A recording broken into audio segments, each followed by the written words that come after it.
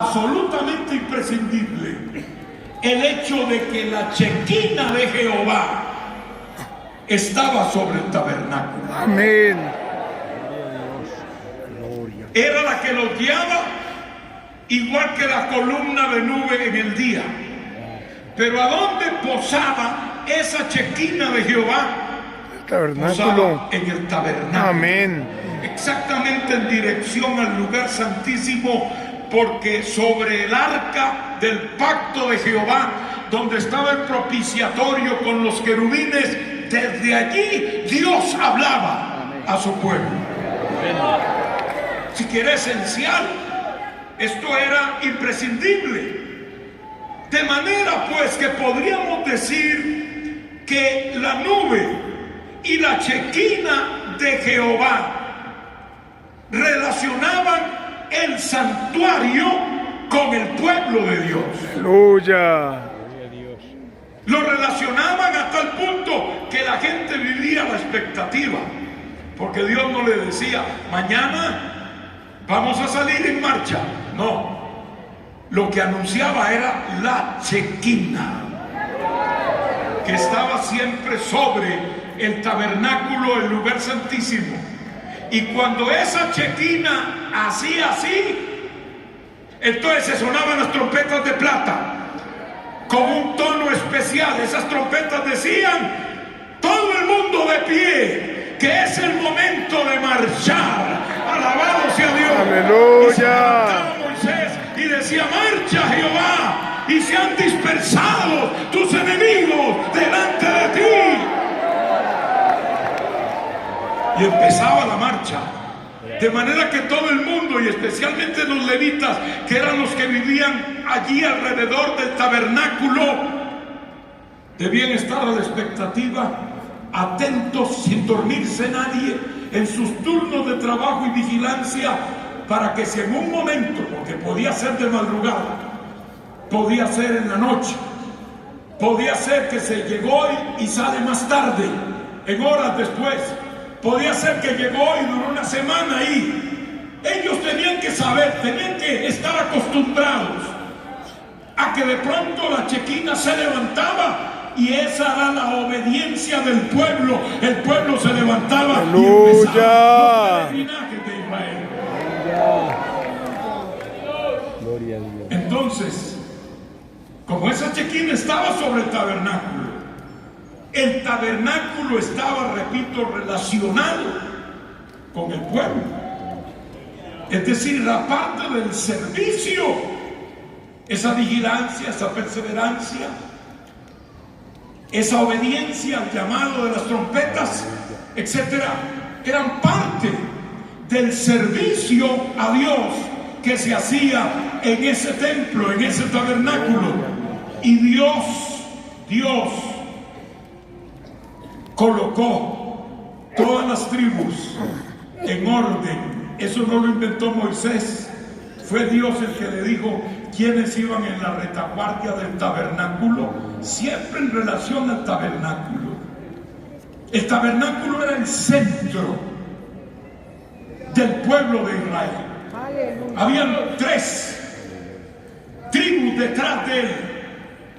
Habían 3 tribus encabezadas por la de Judá delante del tabernáculo. Aleluya. 3 acá y 3 acá. 3 en la retaguardia. Obviamente era un par de millones de personas, así que se pueden imaginar la distribución que había ahí.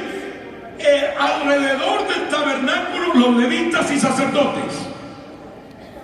Eso era una cuestión de expectativa constante, de vigilancia constante. Así nos quiere Dios, hermano, en nuestro peregrinaje.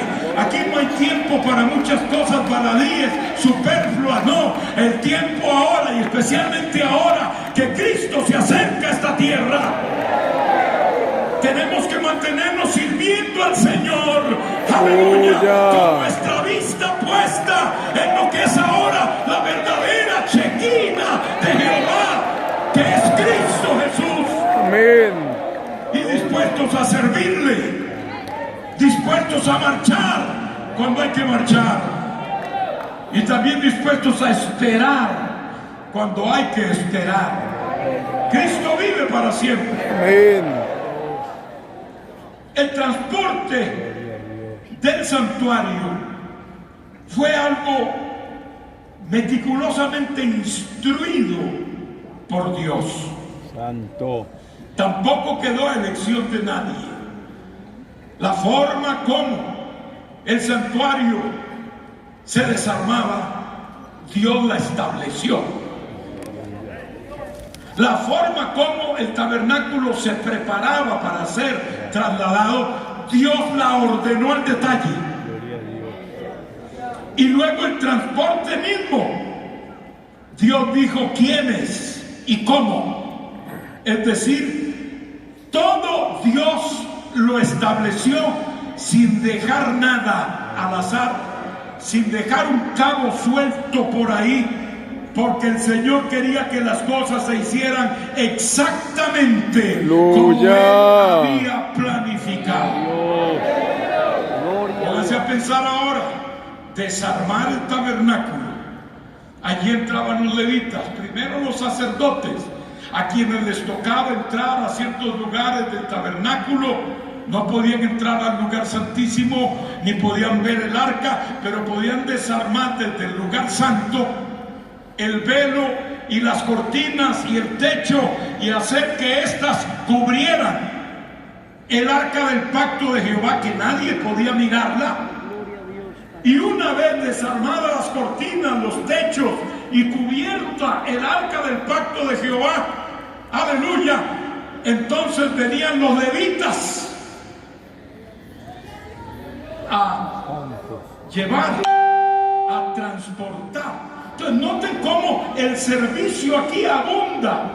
Unos desarmando, terminaron de desarmar, los otros estaban listos, esperando para de una vez cargar y llevar. Los otros estaban esperando por allá para que se oyera la trompeta y marchar. Todo estaba bien elaborado, bien coordinado. Aleluya. Era un trabajo de equipo. Es muy importante esto, hermanos. Y yo siempre aconsejaré a los siervos de Dios que es más importante trabajar en equipo que juntos. Amén. Porque uno puede estar junto, pero no está en equipo. Usted puede estar haciendo un trabajo junto con sus compañeros, pero con sus propias ideas. Está haciendo su propio trabajo. Y hay quienes hasta trabajan para ellos mismos, como lo hemos visto a través de la historia. Santo. No para el Señor. Eso es un trabajo que no tendrá absolutamente ninguna recompensa de parte del Señor, porque lo que Dios quiere y lo que ha dicho y elaborado desde el principio para su servicio y su obra es que trabajemos en equipo. Ningún individuo del equipo es mejor que todo el equipo. No importa cuánto corra en la cancha, no importa si es un buen pateador en el caso de fútbol, no importa si es una persona que se mueve con mucha habilidad y vea muy bien, etc. Tiene que ser en equipo, porque si no, se daña. Si un entrenador está viendo que fulano es individualista, y como se dice en el fútbol, nunca suelta la pelota, porque cree que la pelota es de él, y cuando la agarra no hay quien se la quite y no hay a quien se la entregue. Santo. Es un mal jugador. Aunque burle a un montón en el camino, no es un buen jugador, no es un jugador inteligente, no tiene genialidad ninguna. Es una persona que llevará al equipo al fracaso. El bueno es aquel que sabe que no corre más que la pelota. Puede correr mucho, pero no más que la pelota. Que si él tira un pelotazo desde aquí, en un momentito la pelota está allá en el otro extremo. Él no hubiera llegado allá en el tiempo en que llegó la pelota. Eso lo entiende un jugador inteligente. Usted va a ver quién está colocado, a quién le toca para pasarla.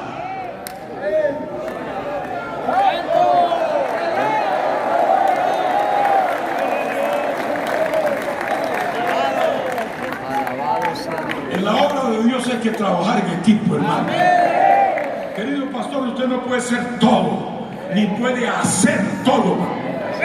Delegue funciones, alabado sea Dios. Deje que otros también se levanten. Sea usted un mentor, un formador de líderes y no un tapón de la botella. Santo.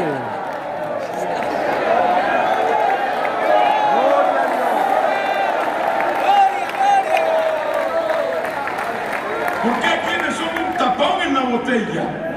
Por aquí no pasa nadie. Y si no, por encima de mí no pasa nadie. Y es el tapón de la botella. Y entonces la botella se fermenta porque adentro la cosa no está muy bien. Y empieza a acumular presión y fermento. Y entonces ya usted sabe lo que puede pasar de un momento a otro que... Aleluya. Y el tapón se va no sé a dónde y lo demás sale. Alabado sea el Sí, nombre de Dios. el presidente y el hermano Alberto Ortega. Entonces se lo puede llevar.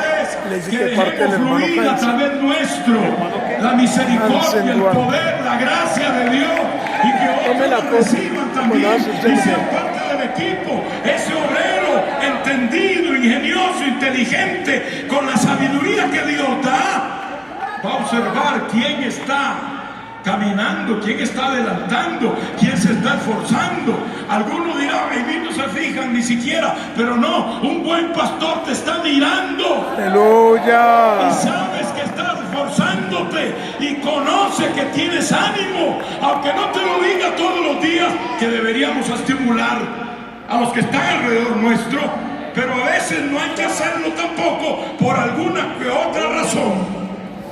Pero sepa que sí te están observando. Ese pastor que se entrega a la obra, ese pastor que busca y se esfuerza y tiene una palabra nutritiva que edifica, que bendice, no viene aquí a pegar 4 brincos y 10 aleluya y ya prediqué y ya todo el mundo aplaude. No, que sabe que tiene un compromiso de impartir el alimento. Aleluya. Va a ser observado, va a ser visto por otros líderes. Y así es que Dios empieza a colocar, porque es necesario que otros se integren al equipo. Así que desarmaban eran unos, y luego que desarmaban y cubrían, venían otros. No eran los mismos, venían otros. Y aún esos otros se distribuían en familias, los cuales llevaban unas cosas y otros otras. Amén. Algunos llevaban el arca del pacto, qué privilegio. La mesa, la Otros propiciación, llevaban las cosas pesadas, las los columnas. altares. A otros le tocaba llevar las tablas.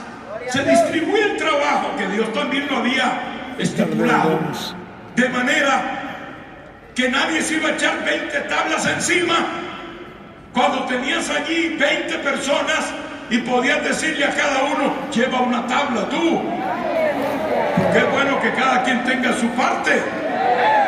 Aquí el Señor no quiere que seamos turistas. No, aquí el Señor quiere que seamos miembros activos. Aleluya. No es aquellos que dicen vayan, sino vamos. No aquellos que dicen hagan, sino hagamos. Amén. Ese es el propósito de Dios. Bendito sea el Cordero de Dios. El trabajo se diversifica.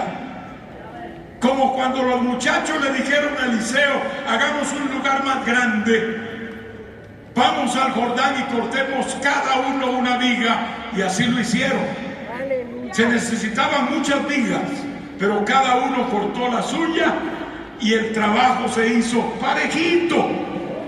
Era una forma de servir al Señor. El tabernáculo era un centro de servicio a Dios.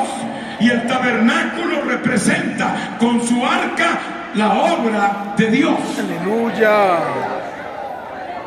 Dios estaba reflejado en ese tabernáculo de reunión, gloria al Señor. De manera pues que Dios, cuando alguien se salió de la norma, lo disciplinó en forma absoluta. No anduvo con rodeo.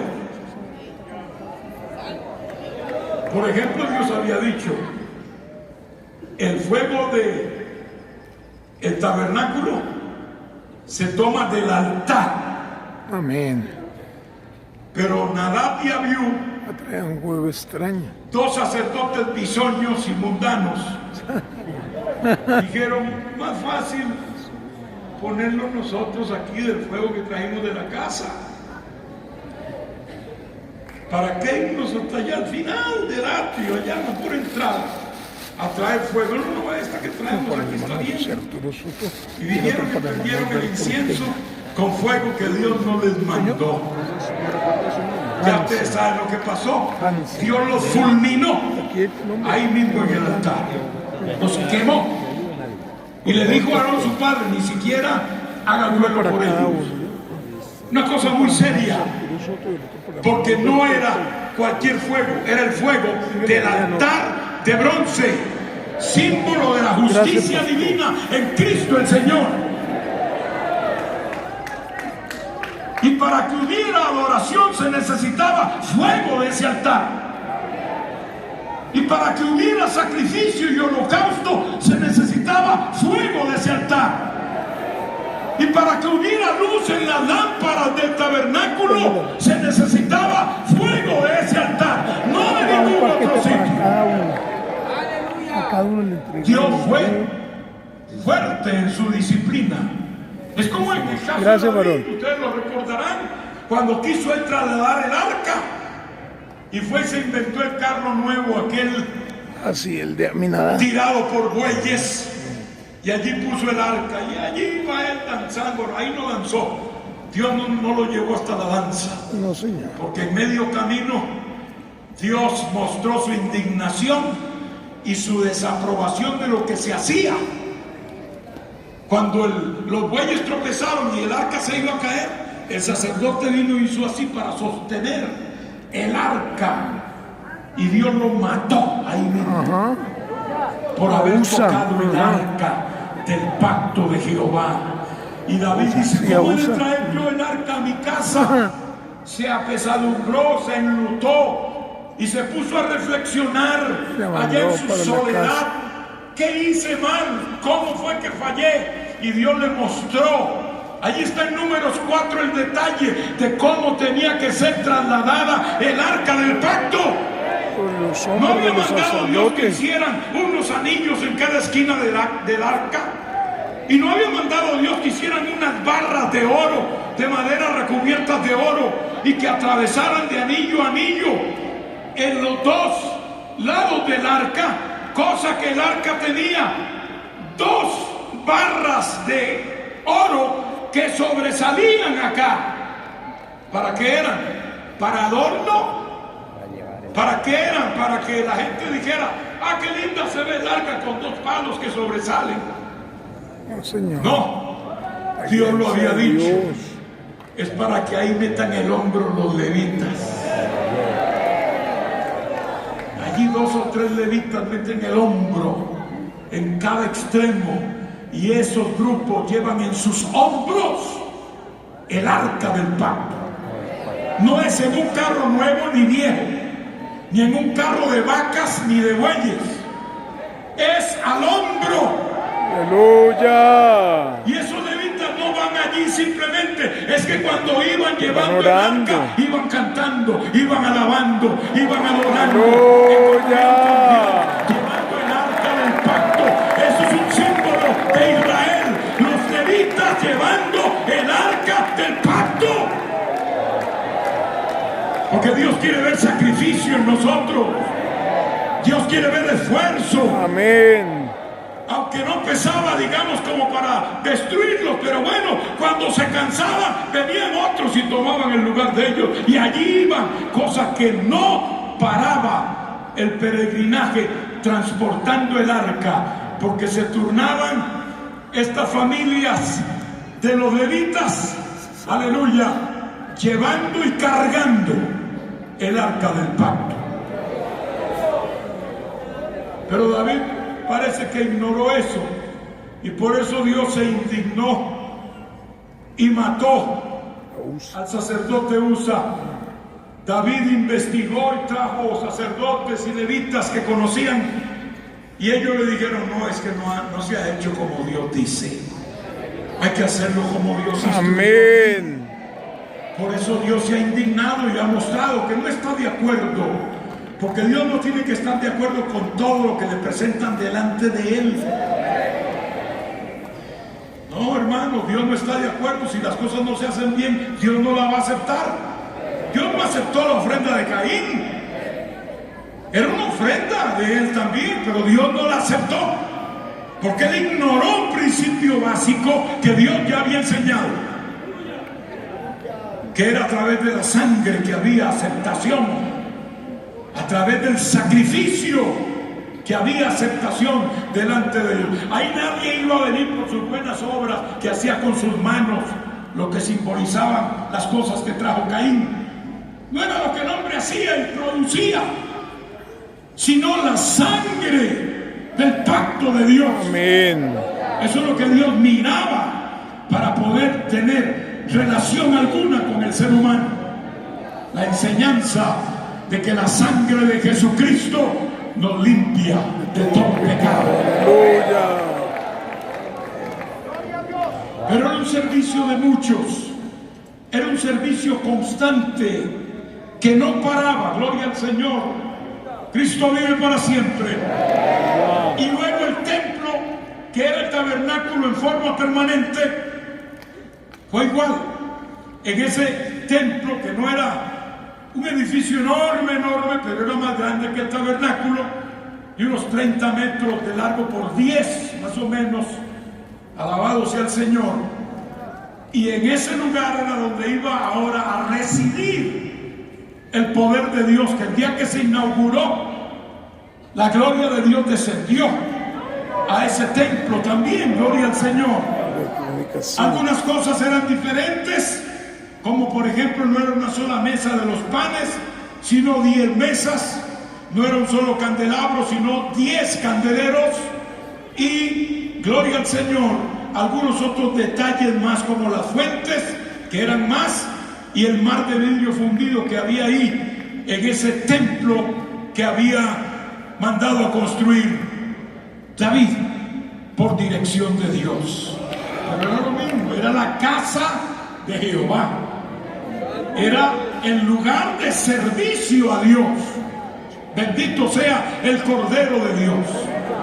Y David da instrucciones, y la Biblia nos registra que habían 38,000 levitas. Mire que el trabajo era grande. 38,000 levitas. De ellos, 24,000 iban a estar a cargo de la obra. Eran obreros que estaban haciendo el trabajo en el templo. Gloria al Señor. Mucha gente trabajando, mucha gente llevando y trayendo, mucha gente actuando como sirvientes de Dios, porque eso es lo que somos, sirvientes de Dios. ¡Aleluya! Ninguno dijo: no, a mí no me den esto de cargar esta madera, porque yo quiero que mejor me den para llevar un poco de oro para allá. No, te tocó la madera, lleva la madera con gozo, porque eso es parte de la obra. ¡Gloria a de Dios. Dios! Y si te tocó conducir el oro o la plata, pues gloria a Dios también. No eres más que nadie, no eres mejor que nadie, pero te tocó esa labor digna. Hay que hacerlo con gozo y con bendición. 24,000 haciendo la obra, 4,000 músicos. La música no es cualquier cosa en el culto al Señor. La música era parte integrante del culto levítico. ¡Aleluya! Y en el tiempo de David, como David era un artista en este aspecto musical, creó instrumentos que añadió a lo que ya había en el templo. Él mismo los creó y los incluyó en el culto al Señor.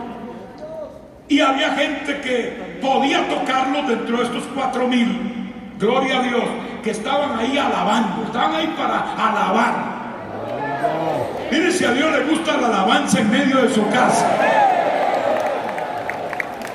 A Dios le gusta, hermano, porque miren aquí, había gente solo lista para alabar a Dios. Alabanzas al Señor. Además de eso puso 4,000 porteros que cuidaban los depósitos, porque los depósitos hay que cuidarlos. Los depósitos no deben actuarse con ellos desordenadamente. Amén. Hay que ser cuidadosos. Los lugares de los recursos de Dios, hay que ser celosos con ellos. Y por eso David puso guardias. Allí habían guardias. Dentro de estos 4,000 que estaban, ¿ve? ¿A dónde va eso? ¿Qué se va a hacer con esto? ¿Dónde está el recibo de esto? ¡Santo! Aleluya.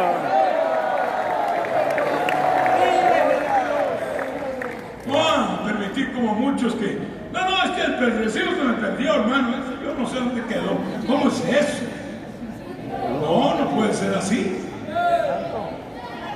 Como los pastores que dicen, vamos a comprar un abanico, hermano, vamos a hacer una ofrenda de amor especial, tremenda, ya usted sabe. ¿Y dónde está el abanico meses después? No aparece. ¡Santo! No aparece. Santo. No llega nadie a decirte, hermano, que hizo la plata del abanico. Quizá no llegue nadie. Cuidado que tiene por ahí una oveja ya terminando casi para hacer cabro. Y entonces le va a reclamar con razón, ¿eh? Alabanza al Pero Señor. las ovejas que son el rebaño del Señor se respetan. Es una falta de respeto que un pastor promueva una ofrenda para un objetivo y encuentre la iglesia que el objetivo nunca se dio y la plata menos. Una gran irresponsabilidad. No importa, es que yo estoy por aquí en este monte, aquí ni hay papel para recibo. Busque la manera. Llegue a la convención y llévese una libreta de facturas de esas que venden en las librerías y allá usted hace sus cosas como tiene que ser. Aleluya. Porque el siervo de Dios tiene que ser transparente, hermano. Amén. Un siervo de Dios que se ande quedando con plata ajena que no le pertenece no está agradando a Dios ni aquí ni en China. No sirve. Amén. El siervo de Dios tiene que ser muy, pero muy celoso en esto. Amén. Porque si hay algo que el mundo observa en cualquiera de nosotros, el mundo observa, son dos cosas en particular. Una, cómo es tu reacción y tu comportamiento con el dinero. Porque ese es un aspecto que representa una debilidad en el género humano. ¿Qué hace el pastor? ¿Cuál es su reacción respecto al dinero? Número 2, ¿cuál es su reacción respecto al sexo opuesto? Santo. Son dos cositas que el mundo no perdona, aunque ellos lo hagan todos los días de su vida, pero no se lo perdonan a ningún obrero, a ningún pastor, ni a ninguna persona que se diga de Dios. No se la perdonan. Y tienen razón, ¿eh? Yo veo, yo tuviera a mis hijas todavía pequeñas, ya son adultas, gracias a Dios. Casadas, las dos, así que ya me han dado nietos, gloria a Dios. Yo tuviera a mis hijas todavía adolescentes, muchachas, y ya fueron a una iglesia donde el pastor es medio tocón. Yo como padre les diría a ustedes ahí no van más, ¿sabe? No van más ahí, no van más. Y yo creo que cualquier padre lo haría, cualquier inconverso lo haría también, porque eso no es agradable. A ningún padre le gusta que anden tocando las hijas así, porque así, ni a su esposa, ni nada de eso. No, no, señor, vaya y acaricie a su esposa, a su familia, a sus hijos. Generalmente no lo hacen, pero sí les gusta y no acarician a viejitas.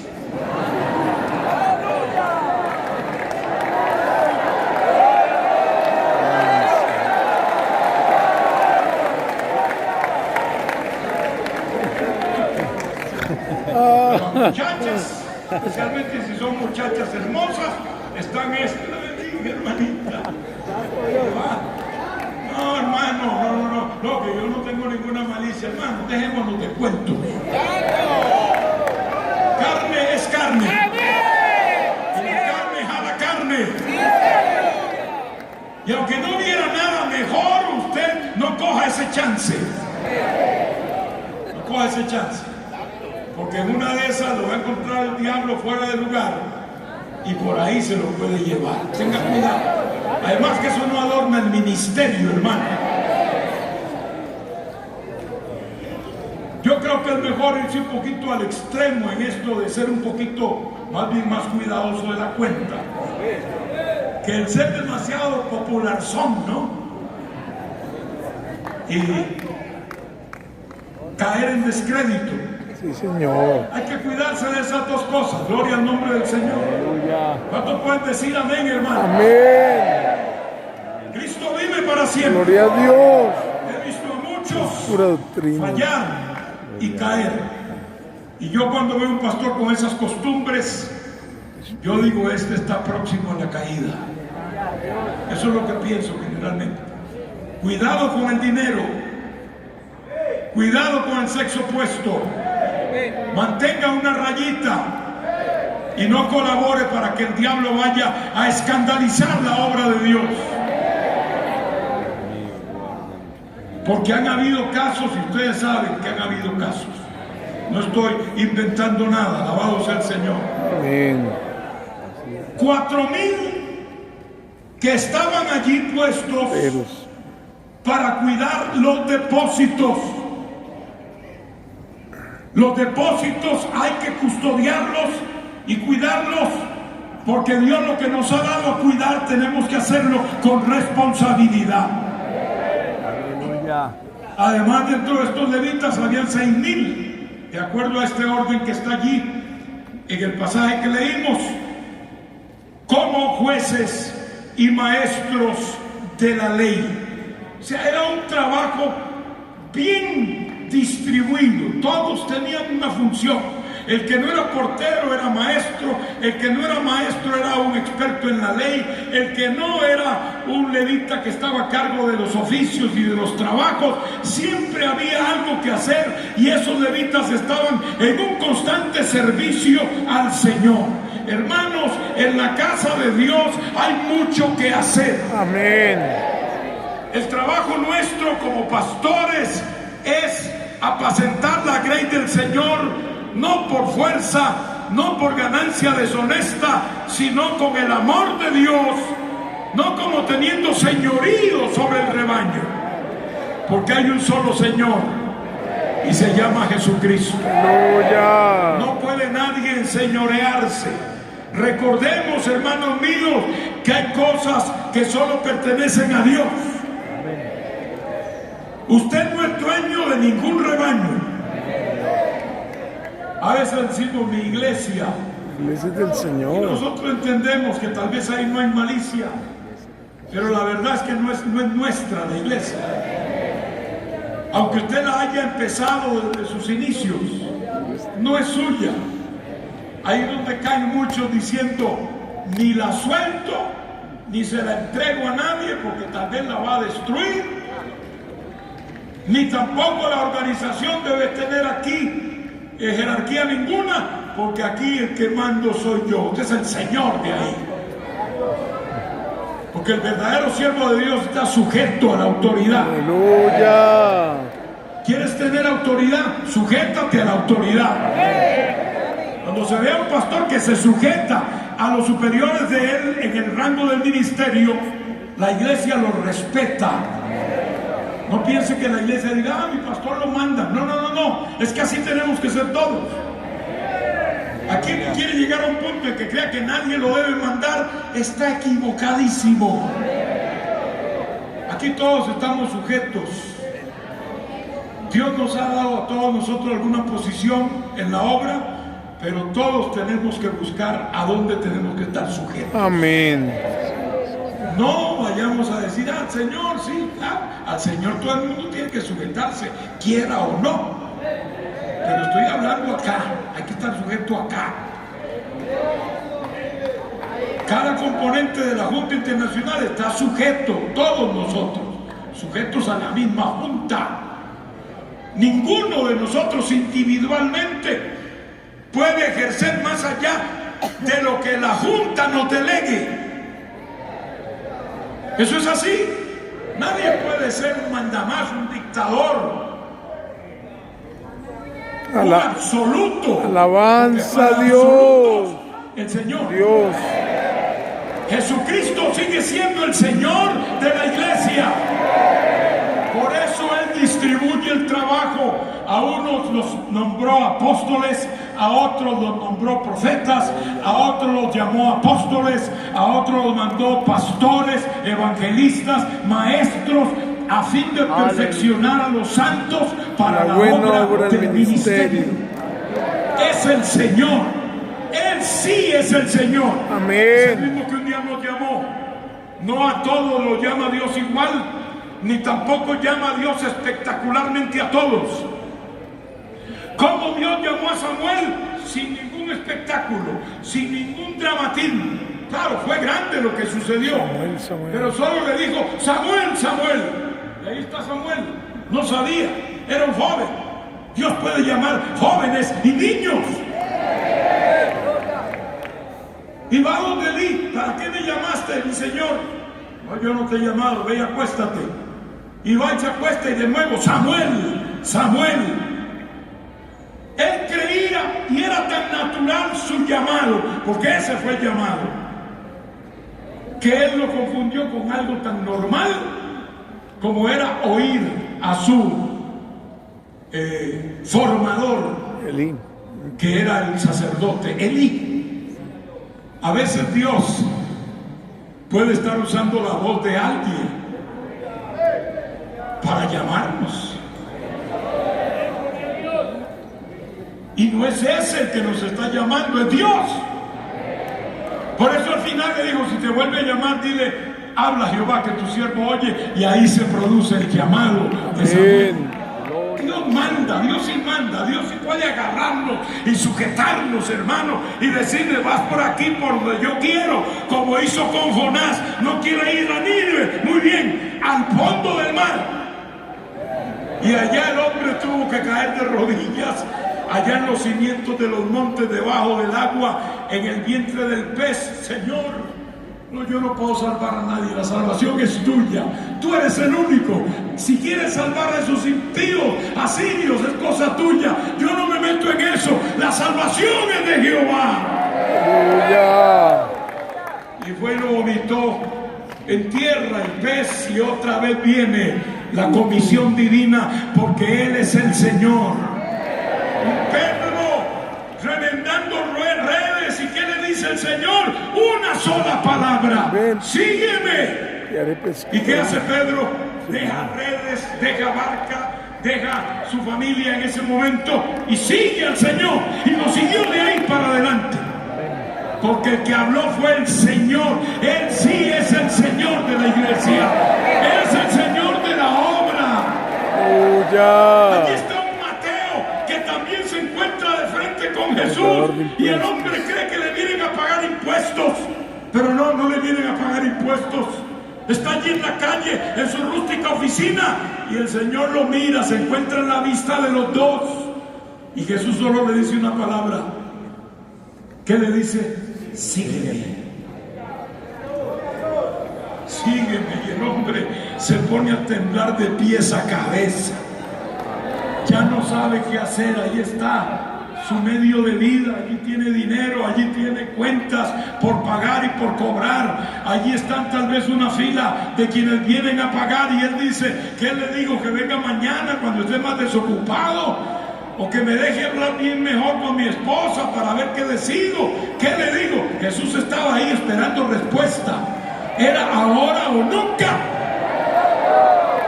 Pero la palabra de Dios dice que de pronto la voluntad de Mateo se hizo 1000 pedazos.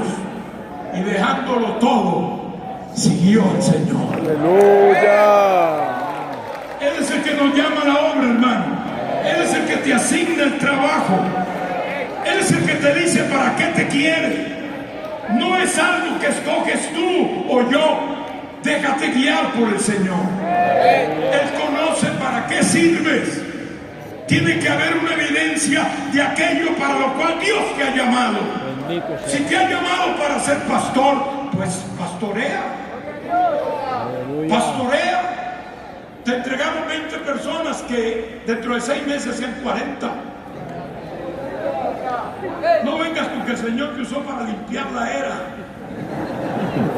y aparece con 4 hermanitos después de que te dieron 20. Muy directo, hermano. Alabanza a Dios. Tal vez no es el pastorado lo que Dios te quiere dar. Piensa mejor en otra cosa que Dios quiera darte, si es que tienes el ardor de servir al Señor. Pero tiene que haber también una evidencia. Esto no es a lo loco, esto es con la organización divina, esto es como un fruto. Si Dios te llama como evangelista, no es para andar visitando iglesias ya establecidas, es para hacer iglesia. Amén. Es para establecer iglesias.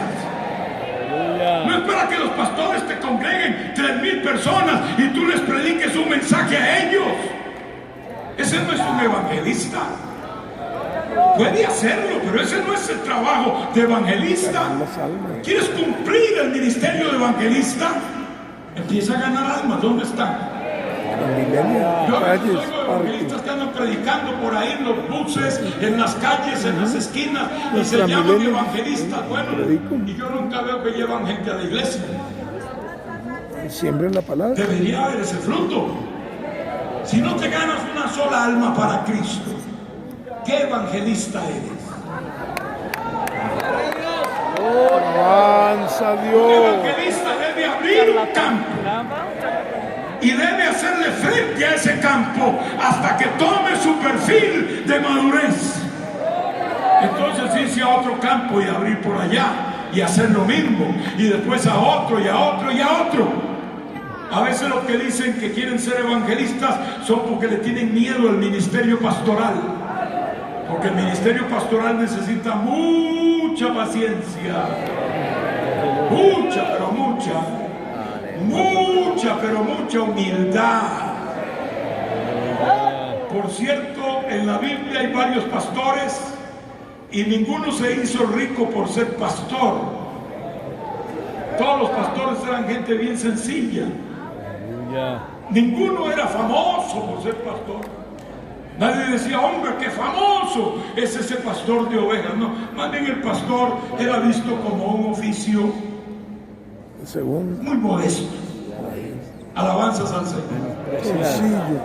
Dios nos puede bendecir. Nosotros como pastores de gente, no hay duda, Dios nos sostiene y nos bendice. Si ustedes pensando aquí en recurrir al pastorado para ganancias personales, chocó de frente con la roca, porque no va a ser. Aleluya. Amén, hermano. Amén, hermano. Entre escoger entre un pastorado que hay que orar mucho, que hay que estar ahí luchando, que hay que pelear con rebeldes más de la cuenta, que a veces le dan a uno su patadita de oveja de vez en cuando.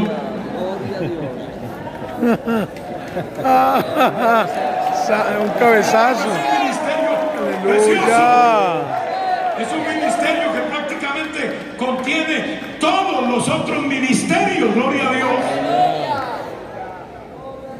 Si usted dice que es un maestro de la palabra y cuando trae una enseñanza, más bien parece un anestesiólogo que un maestro. Se duerme, aleluya. Hay que revisar, a ver qué pasa. Alabanza a Dios. ¿Sabe qué pasa? Metió el rancho. Bendito sea el Cordero de Dios. El Señor es el que llama. Él es el que capacita. Él es el que dice, este grupo sirve para esto. Gloria a Este Dios. grupo sirve para esto otro. Este para este otro. Este hace lo que yo le voy a decir, que me baje las cortinas. Otro que cubra los muebles. Otro que los cargue y los lleve. Hay trabajos para todo en la viña del Señor. Y si usted no está trabajando para Dios, hay vacantes. El primer paso es conságrate al Señor. Vale la pena servirle a Cristo. El otro año cumplo 50 años en el ministerio. Desde que Dios me llamó a los 17 años de edad al primer pastorado que hice. Bendito sea el Señor. Panamá. Así que le di todo el resto de mi vida al Señor hasta hoy. Y espero no defraudar al Señor Aleluya. nunca. Pues a estas alturas, hermano, que ya uno sabe que tiene mucho menos futuro que pasado. Alabanzas al Señor. Pues sería una torpeza de uno. Vamos a hablar inteligentemente, hermano. Sería una torpeza. Guárdanos, Dios. Yo no sé cómo hay quienes caen en este error y en esta trampa maligna. Recuerdo cuando el hermano Ortiz me ordenó al pleno ministerio a los 21 años. Yo tenía 21 años. Y el hermano Ortiz me llamó aparte y me dice, Sotito, yo no hago esto. Ordenar a un muchacho al pleno ministerio. Yo no lo hago. No lo he hecho. Sin embargo, he sentido de parte de Dios que en esta convención tú seas ordenado al pleno ministerio. Amén. Y me dijo esta palabra, yo sé que tú no me vas a defraudar ni a mí, ni mucho menos al Señor. Gloria a Dios. Y yo me quedé pensando en mis 21 años. Y dije, Señor, qué responsabilidad. Y le dije, Ortiz, le digo delante del Señor, no lo voy a defraudar. Con la ayuda de Dios no lo voy a defraudar. Ni a usted, ni mucho menos al Señor. Y siempre me acuerdo de eso, hermanos. Y digo, gloria a Dios. Hasta aquí me ayudó Jehová. Hasta aquí me ayudó Jehová. Todos tenemos, decía el hermano, nuestros ciclos. Yo estoy tratando de identificar el mío, hermano. Él dice que de 8 años. Yo creo que el mío un poquito más. Gloria a Dios. Pero sí es cierto, la verdad es esa. Dios tiene sus ciclos. Y yo creo que después de terminar esta jornada que Dios me ha tocado, que Dios me ha dado para cumplir, pues yo espero que el Señor, como se lo he pedido, me permita no dejar de servir. Yo serviré al Señor mientras tenga fuerza y mientras tenga ánimo y entendimiento para hacerlo. Pero ya no en una posición, y lo estoy diciendo públicamente porque estoy comprometido con eso y con mi palabra también. Ya, yo he servido al Señor desde los 16 años. Alguno que empezó a los 30, pues bueno, tiene razón de irse a los 80 si quiere. Si es que puede llegar allá y lo resiste. Lo resiste en la iglesia que usted pastorea. Alabanza al Señor. Gloria a Dios. Que me Yo duro. personal sí espero buscar mi lugar, gloria a Dios, y seguir ayudando desde allá, tal vez desde las últimas filas, ayudando a otros que tal vez puedan ver en uno alguna inspiración, como la vemos cuando vemos a esos hombres que han peleado grandes batallas y están ahí, tal vez no hacen nada ya, porque no están en el tiempo de hacerlo, ya lo hicieron, pero solo el estar ahí infunden ánimo, ¿no? Amén. Eso es lo que yo anhelo, gloria al Señor. Eso es lo que yo anhelo para ayudar a quien pueda ayudar. Pero yo sé que llega el momento y ya tenemos una edad, les quiero anunciar, ya tenemos una edad establecida en la cual el pastor, el obrero, el oficial simplemente debe buscar la orilla. Avanza al Señor. Así que haga lo que tiene que hacer ahora que está usted en sus 30, en sus 40, en sus 50, en sus 60. Y ya está para 60. Alabanzas al Señor.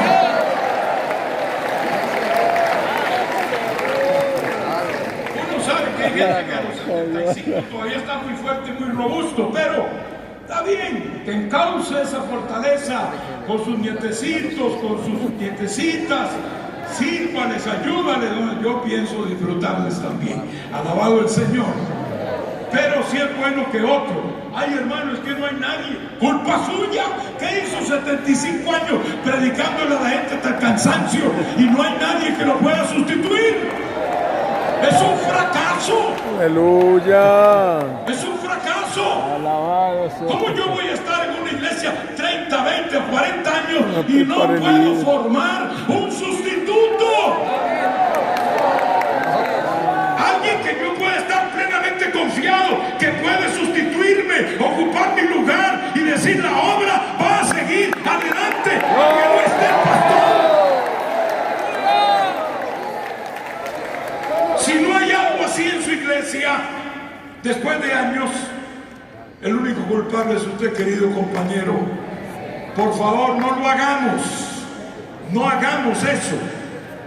Que cuando el Señor nos permita ser relevados, porque esa es la palabra, podamos decir como Pablo, bueno, no es que me he muerto, pero voy a acabar mi carrera con gozo, con satisfacción. Amén. Alabanzas al Señor. Y si ya está cerca de los 70, pues bueno, aunque esta norma no es retroactiva, pero se puede aplicar también, se puede aplicar.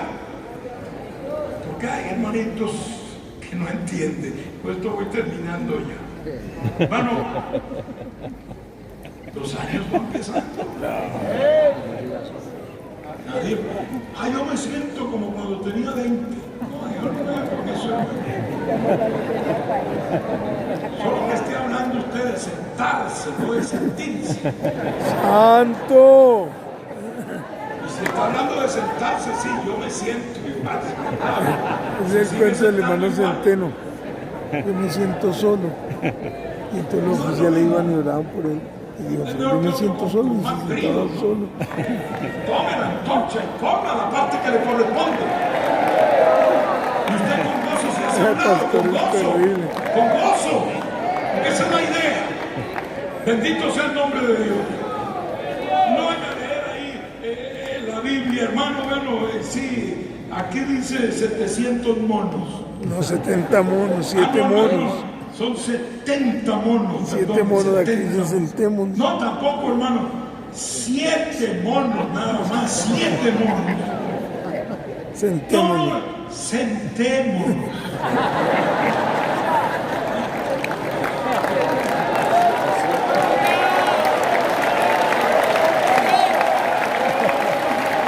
Una iglesia sufrida, triste, melancólica, probada y más que probada. Santo. Pobrecito mi pastor. Me está haciendo el ridículo mi pastorcito, pobrecito. Regale por un Como ancianato. pudieras tú tener una despedida digna. Claro. Y decir, hermanos, hasta aquí me ayudó el Señor. Esto es lo que he hecho, esto es lo que entrego para la gloria de Dios. Y la obra sigue adelante. Recíbalo en el amor de Cristo, hermano. Aleluya. Recíbalo, no estoy insultando a nadie, no es mi deseo hacer sentir mal a nadie, pero son verdades que también están ahí. Y por eso se ha decidido poner una norma en cuanto a esto, y ya hay ciertas normas. Así que sigamos sirviendo al Señor y vamos para adelante. Porque esta Amén. obra